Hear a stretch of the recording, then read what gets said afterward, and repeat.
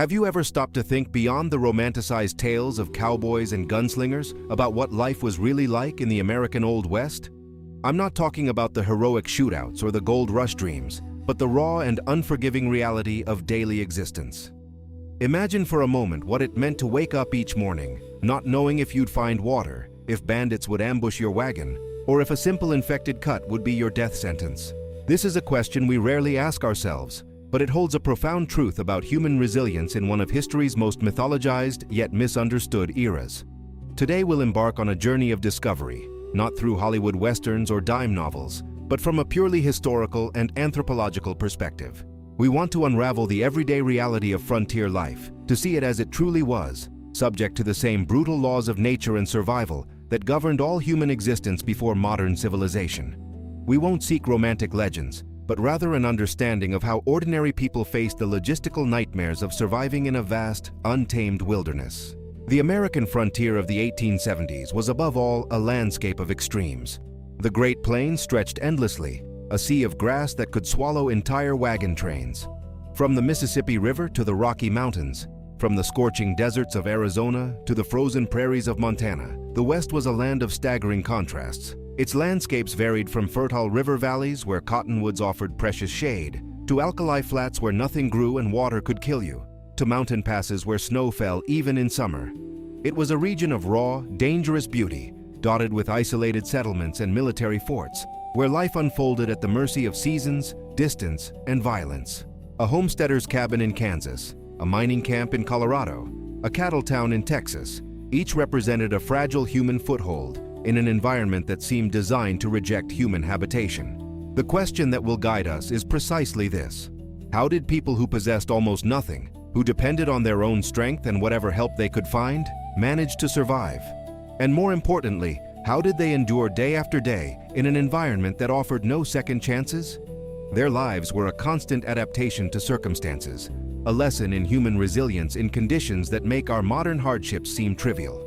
The vastness of the American West in the 1870s was almost incomprehensible. We're talking about a territory larger than all of Western Europe, with a population density so low that you could ride for days without seeing another human being. The few towns that existed were separated by hundreds of miles of nothing, empty land where the only landmarks were occasional rock formations or dried creek beds. There were no paved roads, no gas stations, no rescue services. If something went wrong, you were on your own. The federal government had barely any presence outside of scattered military forts, and law enforcement was virtually non-existent across vast stretches of territory. This wasn't just wilderness. It was a void, a blank space on the map where civilization's rules simply didn't apply.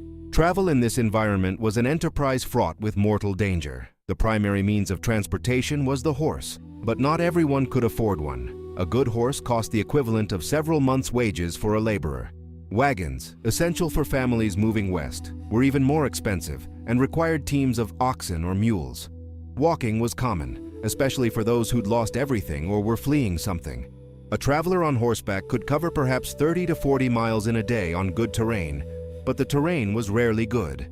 Wagon trains moved at a crawl, perhaps 15 miles per day, and that's if everything went well.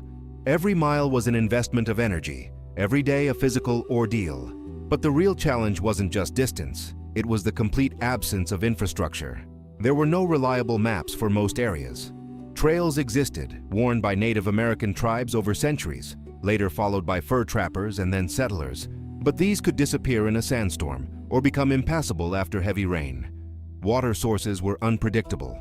A creek marked on a crude map might be dry when you arrived, or worse, contaminated with alkali that would sicken your animals and give you dysentery.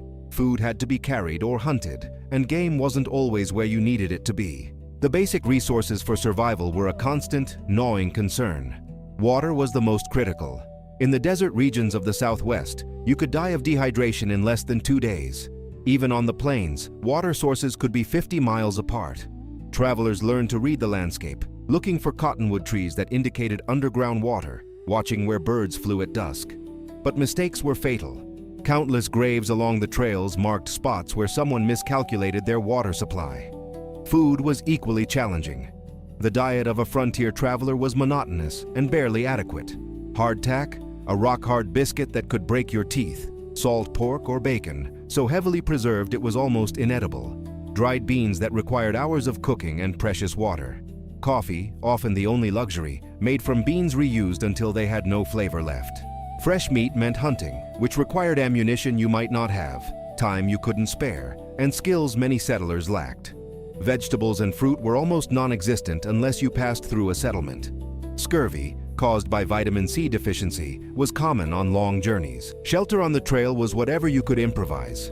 Wagons offered some protection, but they were cramped, hot during the day, cold at night, and offered no privacy. Many travelers slept on the ground, wrapped in blankets, hoping it wouldn't rain. The weather was merciless. Summer temperatures on the plains could exceed 110 degrees Fahrenheit, hot enough to kill the weak or elderly. Thunderstorms appeared with terrifying suddenness, bringing lightning that could stampede livestock, hail that could injure or kill, and flash floods that swept away everything in their path. Winter was even worse. Blizzards could trap you for days, and if you weren't prepared with enough firewood and food, you simply froze to death or starved. Imagine a family leaving Missouri in a covered wagon, heading for Oregon or California. The journey would take 4 to 6 months, covering roughly 2,000 miles. Every single day presented life-threatening challenges. Crossing rivers was terrifying, wagons could overturn, people and animals could drown, possessions could be lost. Breakdowns were common. A broken axle could strand you for days while you tried to repair it with inadequate tools. Disease was rampant in the close quarters of wagon trains. Cholera, typhoid, dysentery. Children died with heartbreaking frequency, buried in unmarked graves along the trail because there was no time to stop. No wood for coffins, no minister to say words over them. And then there were the human dangers. Contrary to Hollywood myths, conflicts with Native American tribes were relatively rare, but they did happen, especially as settlers pushed into treaty lands. More common were threats from other white men, bandits, deserters from the army, claim jumpers, con artists. A lone traveler or a small group was vulnerable. There were no police to call, no courts nearby. Justice, when it existed at all, was rough and immediate. Once you arrived at your destination, assuming you survived the journey, the real work of survival began.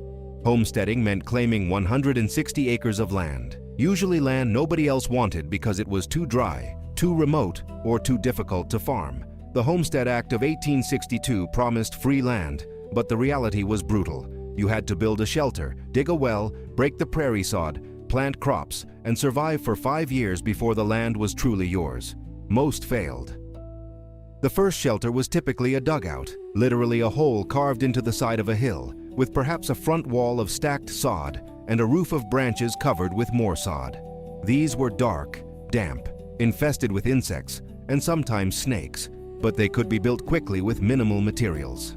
Later, if you survived and prospered, you might build a sod house, walls made of bricks cut from prairie turf, stacked like masonry. These were better insulated than wood, but they leaked mud when it rained, and they were still homes to all manner of vermin. Water was the defining challenge of homesteading in most of the West. Digging a well by hand could take weeks or months, going down 50, 80, even 100 feet before hitting water, if you hit it at all. Without water, you had nothing. Your crops died, your animals died, your family died. Some homesteaders hauled water from miles away until they could dig a well. Others gave up and abandoned their claims. Farming the prairie was back-breaking labor. The sod was thick, roots tangled together over centuries, and it resisted the plow. It took special plows, heavy and expensive, pulled by multiple teams of oxen, to break the virgin prairie. And even then, the first year's crop was often poor. The climate was unforgiving. Too little rain or too much at the wrong time.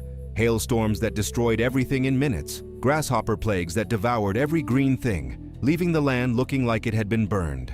Isolation was perhaps the hardest thing to endure. Homesteads were often miles from the nearest neighbor. Weeks or months could pass without seeing another human being outside your own family. Women especially suffered from this isolation. They'd left behind communities, families, support networks, and found themselves alone in a sod house on an empty plain, with only the wind for company. The psychological toll was immense. Madness was not uncommon. Suicide rates were high. Medical care was essentially non-existent. The nearest doctor might be 100 miles away, and even if you could reach him, medical knowledge in the 1870s was primitive. A broken bone, if not set properly, could cripple you for life. Infections killed routinely. Childbirth was extremely dangerous, with no hospitals, no trained midwives in many areas, just desperate improvisation. Infant mortality was staggering. Families expected to lose children. It was simply part of life. The towns that did exist were rough, violent places. Cattle towns like Dodge City or Abilene were seasonal, exploding with activity when the herds arrived, then dying back to almost nothing.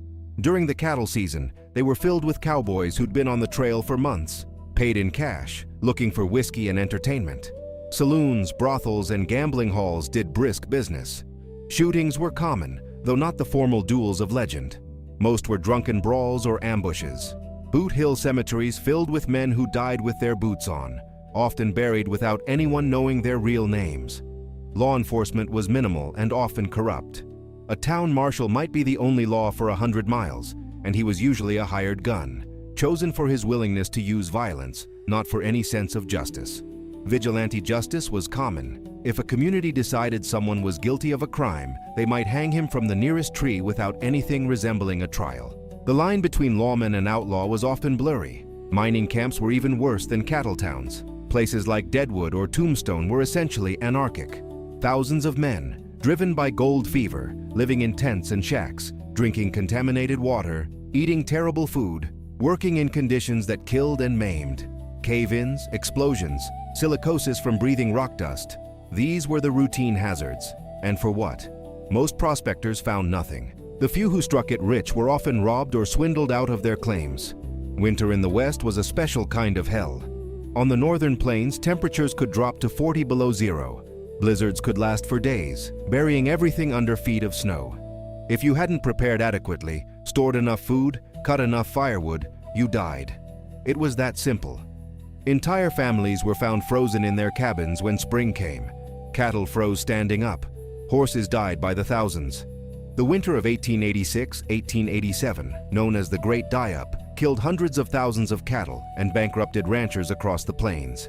Even in milder climates, winter was hard. Supplies ran low. If you hadn't preserved enough food during summer and fall, you went hungry. Scurvy returned. Cabin fever, the psychological breakdown from being trapped indoors for months, drove people to violence or madness.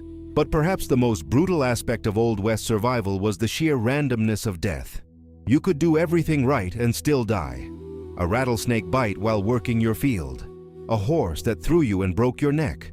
A lightning strike. A band of outlaws who happened to choose your homestead to rob. A disease that swept through with no warning. There was no safety net, no insurance, no government assistance. When you died, your family might survive or might not. Widows with children faced almost impossible odds. Orphans were common, often taken in by relatives or neighbors, sometimes simply left to fend for themselves. Yet despite all this, people survived. They endured conditions that would break most modern people within days. They developed skills we've completely lost, reading weather in the sky, finding water in a desert, making tools from scraps, treating injuries with whatever was at hand. They built communities in the most unlikely places, helped each other when they could, created social structures from nothing. The reality of the Old West was nothing like the myths. It wasn't romantic, it wasn't an adventure. It was a grinding daily struggle against an environment that was actively trying to kill you, where a single mistake could be fatal, where luck mattered as much as skill, and where most people who went west either died, gave up and went back east, or survived but never prospered. When we look back at the frontier era from our comfortable modern lives, with our climate-controlled homes, our abundant food, our medical care, our instant communication, it's almost impossible to truly comprehend what those people endured. They lived with a level of hardship, uncertainty, and physical suffering that we can barely imagine. Their lives were short, often brutal, and filled with loss. But in that hardship, there was also something we've largely lost, an intimate connection with the land, with the rhythms of nature, with the fundamental realities of survival. They knew, in a way we don't, that life is fragile, that comfort is not guaranteed, that every day above ground is a victory. Their resilience, their ability to endure, and even find moments of joy in the midst of such difficulty, speaks to something fundamental about human nature. The Old West wasn't won by gunslingers and outlaws. It was won by ordinary people, families, who faced impossible odds and somehow kept going. They slept on frozen ground and woke to do it again. They buried children and planted crops the next day. They survived not because they were heroes, but because they had no choice. and because giving up meant death. In their struggle, in their daily battle against distance, weather, isolation, and violence, we find a truth about human endurance that transcends the mythology. We find people who were, in the end, just like us, but forced to be stronger, harder, more resourceful than we've ever had to be. And in understanding their reality, the brutal, unglamorous truth of frontier survival, we gain a deeper appreciation for the fragility of civilization and the strength required to build it from nothing, one brutal day at a time.